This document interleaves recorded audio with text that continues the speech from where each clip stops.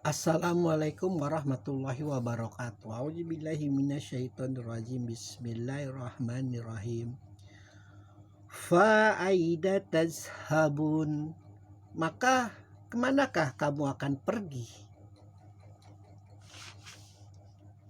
Allah bertanya kepada kaum kafir Quraisy yang membangkang Rasulullah, yang menghinakan Rasulullah, yang menuduh Rasulullah gila. Maka kemanakah kamu akan pergi?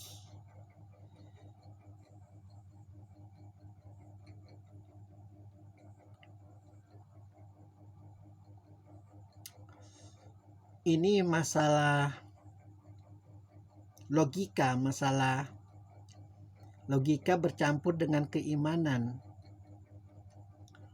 Ketika kita menjadi kaum kafir Quraisy, andaikan saja posisi kita pada saat itu, karena begitu kokohnya keimanan kepada berhala, dan ketika ada manusia yang begitu mumpuni akhlaknya, begitu luar biasa baiknya, begitu indah perkataan dan perilakunya, berkata bahwa kita akan masuk neraka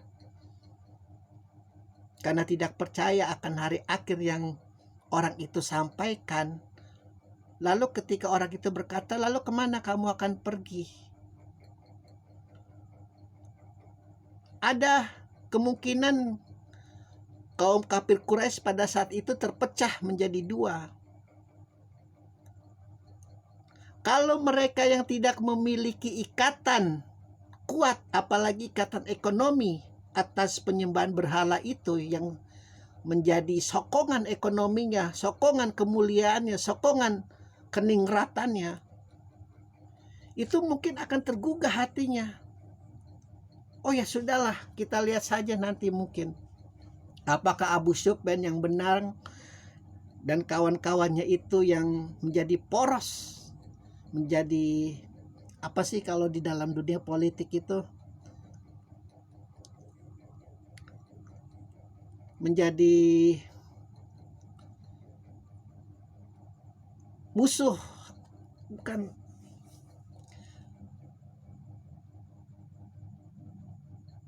tidak sepaham ideologinya.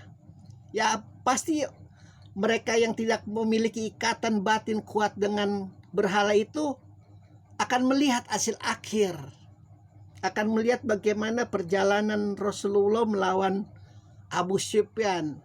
Mungkin itu banyak juga. Namun mereka yang memiliki ikatan kuat, apalagi yang namanya Abu Sufyan udah mentok itu, mau gimana lagi? Seluruh penyembah kaum berhala hanya mengharapkan dia. Dan bahkan kita sudah telah lagi kan di surat-surat sebelumnya bagaimana kekinya Abu Sufyan, setiap orang yang diutus untuk menghasut Muhammad, untuk menghambat Muhammad, untuk berusaha agar Muhammad tidak meneruskan akidahnya, malah jadi pengikut Islam.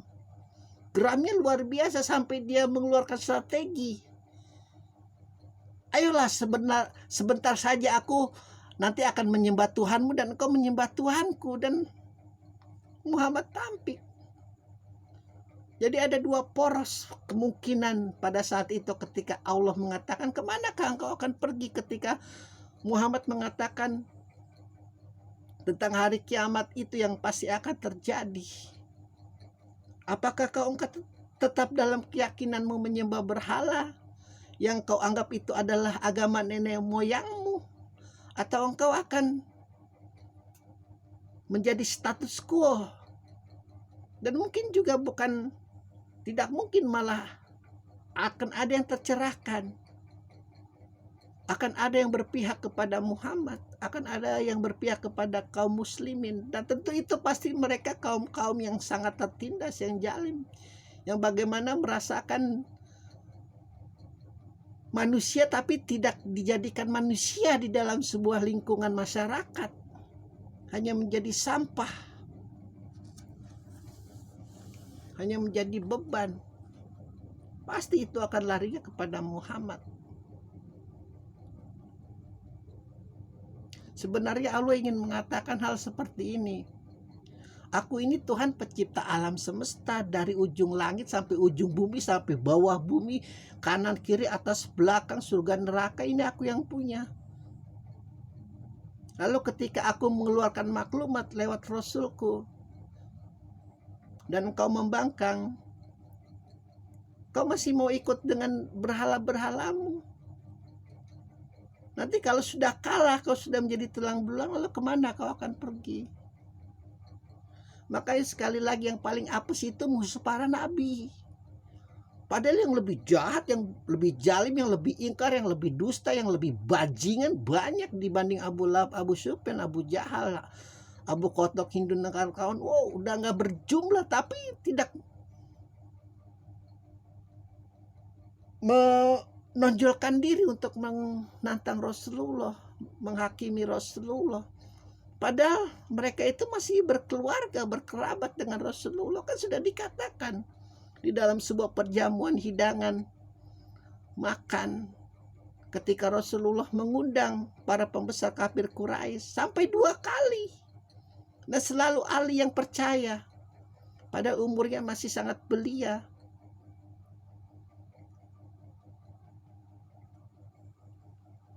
Luar biasa memang, walaupun begitu bodohnya, begitu hinanya, begitu luar biasa biadabnya pada saat zaman Rasulullah, cuman kode etiknya masih dijalankan.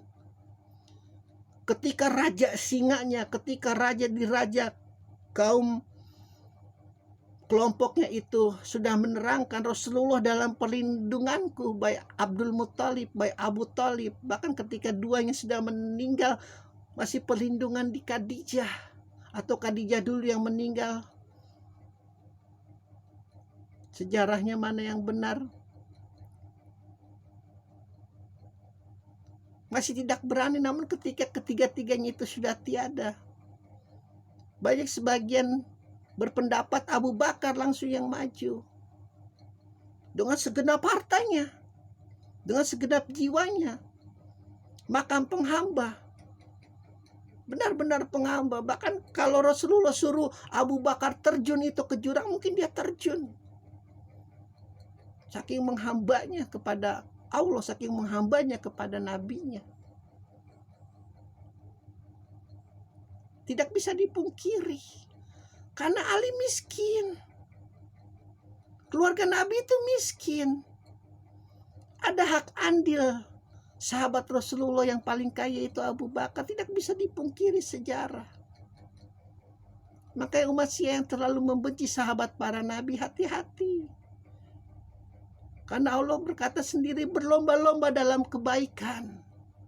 La ilaha illallah Muhammad Rasulullah. Bagaimanapun caranya, bukan mustahil juga Muawiyah juga berhak masuk surga. Karena dia punya logika sendiri, etika sendiri, pendapat sendiri. Ali itu sudah luar biasa pecintanya, bahkan sampai menuhankannya, aku akan menjadi musuhnya. Bagaimanapun caranya, bahkan di dalam peperangan ketika dia sudah terdas, sudah Al-Quran ditancapkan ke tombak kalian, tidak akan berani itu Ali menantang kalian.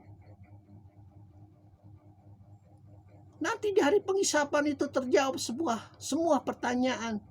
Apakah benar-benar Yazid yang menjadi biang kerok terpenggalnya kepala Imam Husain? Terjawab semua.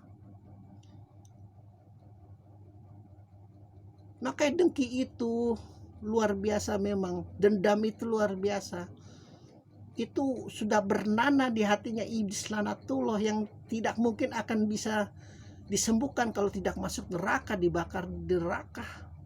Bukannya so tahu, bukan. Fakta sejarah. Tanya guru-guru kalian kalau tidak percaya. Tanya ustadz-ustadz kalian, kiai-kiai kalian. Jangan terlalu membenci, terlalu berlebihan, dan juga jangan terlalu mencintai, terlalu berlebihan. Bisa jadi bolak-balik nanti kalian akan dalam kondisi yang berbeda dalam kehidupan. Jangan sampai kebencian kita kepada seseorang itu seperti kebencian iblis kepada Adam. Dengkinya luar biasa melihat para malaikat sujud kepada Adam. Sudah tidak ada obatnya. Itulah yang terjadi kepada para musuh Rasulullah, apalagi namanya Abu Lahab itu udah paling apes, itu luar biasa apes ya, luar puncak keapesan itulah. Alhamdulillahirabbil alamin.